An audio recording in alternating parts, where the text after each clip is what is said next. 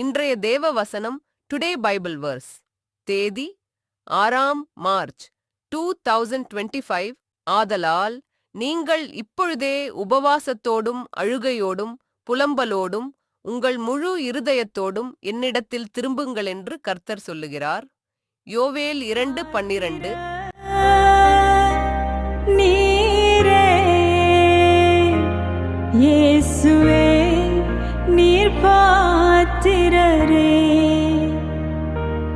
உம்மை போல் வேறு தெய்வமில்லை,